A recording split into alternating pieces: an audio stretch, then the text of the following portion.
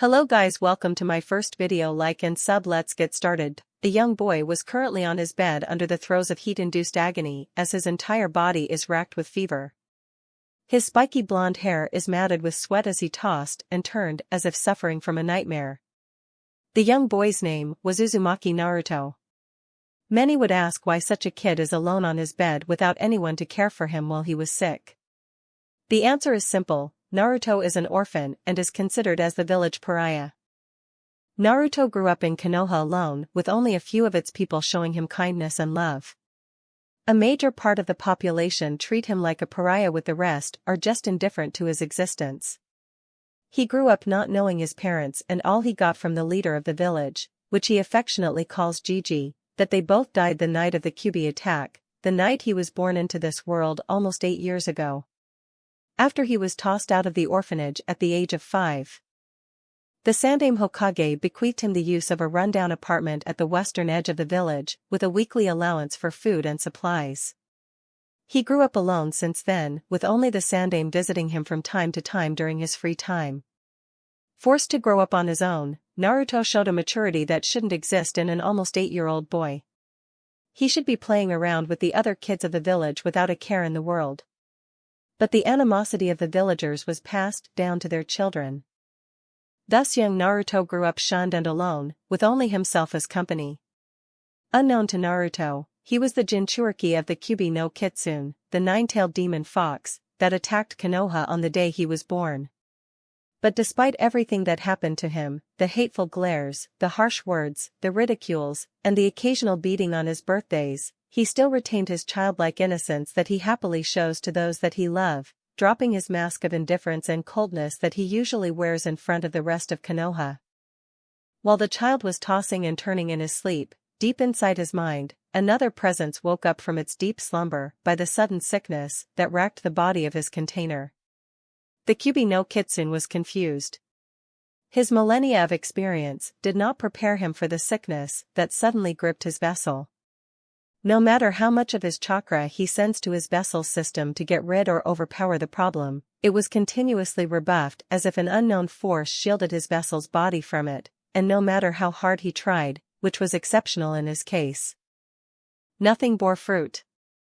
Oh, he was trying hard, oh yes he was. The Kyuubi felt fear for the first time in his entire existence, for he knows when his vessel succumbs to death, so would he do to the Shinigami's godforsaken seal that trapped him inside the boy. Despite all the things he did to his vessel's body after the sealing to ensure that he survives whatever ordeal he will face when he grows old enough to be on his own, this blasted fever was slowly killing his vessel, and no amount of regeneration and increased chakra capacity can do anything about it. So while his vessel suffered for hours under a very high fever, Kyuubi was doing his damn best to manipulate his energy towards his container, just to get rid of the problem. Hours he worked, but nothing seemed to work. Desperation forced the immortal being to work harder, but all his efforts were futile. In the end, Kyuubi sighed and pulled all his energy back into its body and waited for his death to come. What an idiotic way to die. Me, the Kyuubi no Kitsune, the most powerful bijou, death due to fever. I don't know if I should feel humiliated or disturbed. Kyuubi grumbled. He sighed again and gazed back at the pipes running through the ceiling of the sewer-like cavern that he was imprisoned in, noting absently the brownish energy appearing and disappearing along the pipes. He shrugged it off as nothing. He was about to go into a nap when the same energy pulsed again. He raised an eyebrow at the phenomenon. His curiosity piqued. He focused the limited senses he had on the body of his vessel and noticed that instead of the body deteriorating due to sickness, the unknown energy was slowly improving his host's body. Interesting. It seems that my vessel isn't dying after all, but what is happening to him? He mused as he stretched his senses again to check on his vessel's current condition and was surprised at what he found. All his years alive in the world did not prepare him on what the energy was doing to his host's biology. Chakra coils were being improved, especially towards the major senses. The unknown energy was saturating his vessel's cells with purposes unknown, guessing that it was actually improving everything it touched or even changing to purpose unknown. Interesting indeed. It seems that my time in this world is not yet at an end. We shall see where this development will lead. Surprise me, my vessel, on the time that we meet. Chuckled Kyubi as he laid his head down on his paw for a nap, no longer afraid that death would claim him during his rest. Naruto woke up from his feverish sleep without any concept of time. He can feel his weakened body protest as he tiredly swiveled his head to check on the clock beside his bed so he can determine how long he has been asleep. His eyes widened in shock when he saw the date. 2 days. He's been asleep for 2 days. How in the world did that happen? His incredulous state, however, was broken when his stomach grumbled, telling him that he was hungry, very hungry, judging from the racket it was making. Despite his weakened condition, he painfully forced his body to get off his bed despite the creaking of locked joints and sleeping muscles. He lumbered over to the bathroom and relieved himself before taking a cold shower. He braced himself for the sudden rush of cold water since the apartment didn't have any heating system installed and would be too expensive for him to do so on his own. To his surprise, the water is surprisingly warm, so he lavished in the feeling and took some time to get rid of the sweat and grime that he accumulated due to his 2-day coma. He got out of the shower, muscles no longer sore and totally relaxed. He padded over to the sink to brush his teeth, but when he saw his reflection in the mirror, he jaw-dropped at the sight before him. "What the heck happened to me?" he shouted in surprise, awe, and slight fear at the sight before him.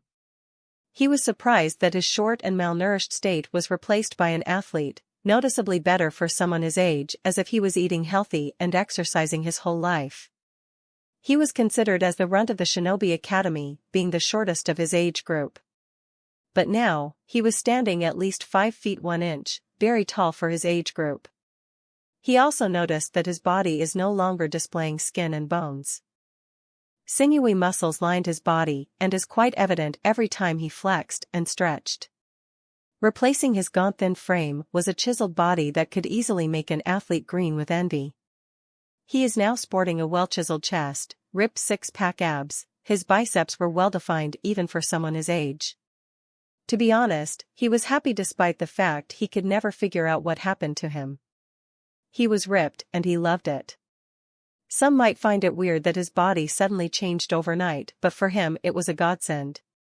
He happily, yet tiredly, toweled himself dry and went to his closet to get something to wear before heading over to Ichiraka Ramen for a hearty treat. After all, it was his birthday 2 days ago, so treating himself to a hearty meal is normal. He foregone his usual orange jumpsuit since it no longer fit his new frame. He opted instead for a black shirt and gray baggy pants that the Hokage gifted to him last year, but he didn't wear it since he could never forgive himself for wearing any but orange. Checking himself in the mirror and found everything to his liking. He grabbed his trusty frog wallet, affectionately nicknamed Gama-chan, placed it in one of his pants pocket for safekeeping and left the apartment. Despite how tired he was, Naruto marveled at the improvement of his body. He no longer felt weak and lethargic that he used to feel due to his malnourished state. In fact, he felt that he could run around the village at maximum speed without tiring, though he decided to avoid doing so since his stomach was demanding his attention in earnest. As he walked through the street towards his favorite food stop, he partially ignored the hateful stares directed at him by the villagers. However, he almost tripped when he heard them, despite their distance. "Look at him, walking down the street as if he owns the place, the demon brat." Naruto looked around and saw no one near him. He was confused as to where the voice came from. However, his confusion increased even more when his ears were assaulted by various people talking, despite the fact that they were too far away for him to hear. Damn the Hokage for enacting that law. If it wasn't for that, then the demon brat should have been killed a long time ago. Shut up. There are ANBUs around. We don't want to get in trouble just because you said something you shouldn't. Naruto swiveled his head to the direction of the noise and saw 2 of the merchants talking in hushed tones.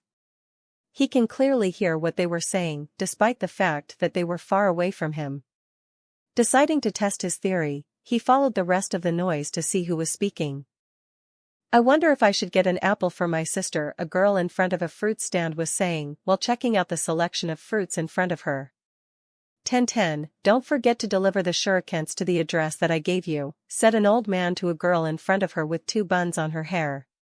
Sure dad, but make sure.